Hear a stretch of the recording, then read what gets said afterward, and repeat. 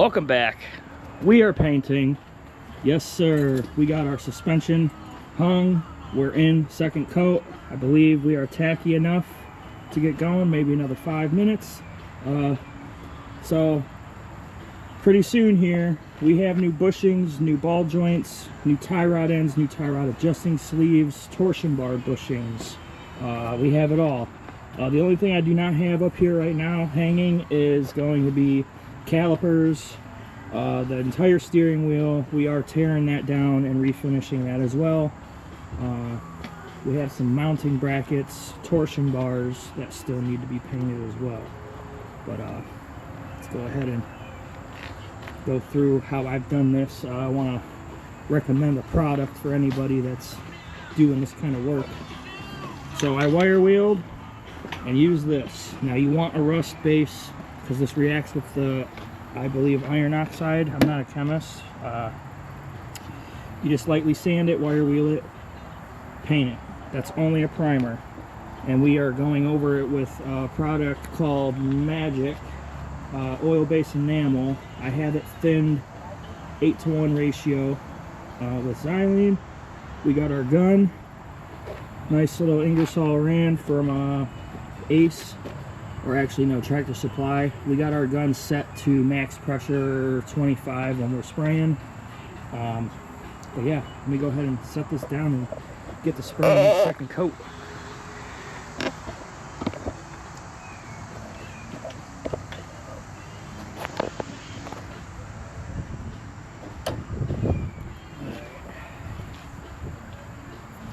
I made a little contraption to hang all these parts, and as you can see, everything's kind of hanging low. We're trying to maintain a 50% overlap. Kind of not the easiest thing to do. This is our third and final coat. Kind of going a little on the heavy side. I'm using a 1.5 tip. Again, 8:1 ratio, 8 parts enamel, 1 part xylene. That's going to get it to flash instantly, and that's what we are wanting in this 80-degree heat we got right now.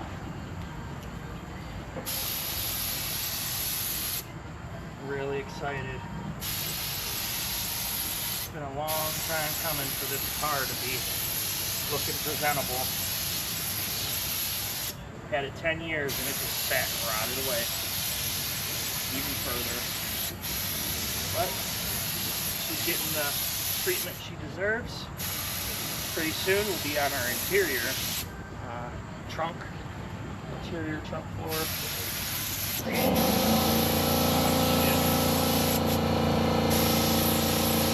I got a 30-gallon compressor running right now. My 60-gallon requires 220. I haven't ran my line underground power in the garage. That's something I actually want to do, and a physical ground wire going through the garage so I can have power in there.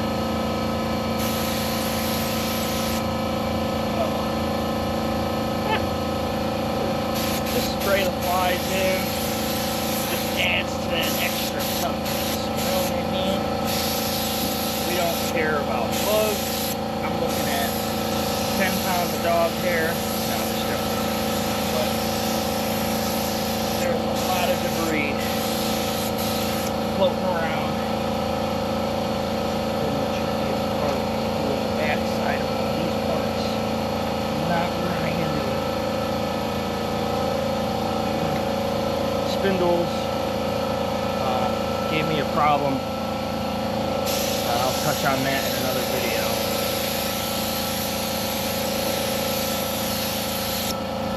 Red in ball joints. Ball joints that I took out because I traded my oxygen for welding gas. My torches are down until I can afford $500 tank of oxygen. We're kind of past the point of needing the old lava staff to melt shit, but I really needed it.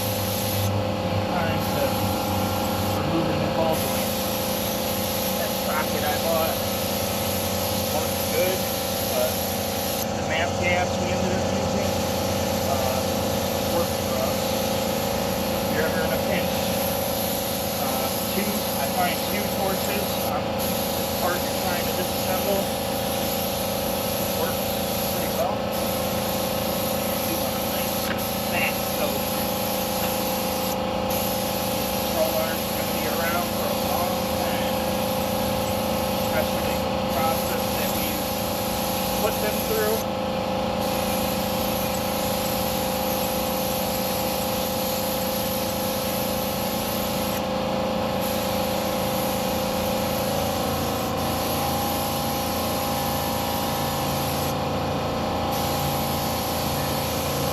Doing this, you want to do light coats about 6 to 8 inches away. And if you got to run, who cares? The main goal here is protecting sail and chain, all these parts.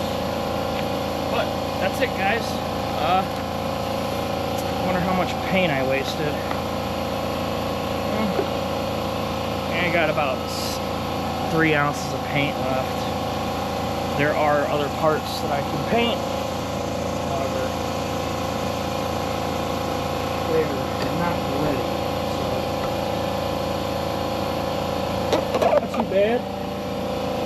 Really didn't even need to put the drop down over the fence. Running this HVLP, it's technically like no overspray. But yeah, these will have cure time. We got about, I don't know, sun's like up there somewhere. GoPro. I think it should, yeah. I'm surprised the GoPro wasn't blinded by that. Yeah, this is, we have new bushings for our torsion bar cross member that are coming today. And I'm going to assume next week we will be able to throw all these parts on.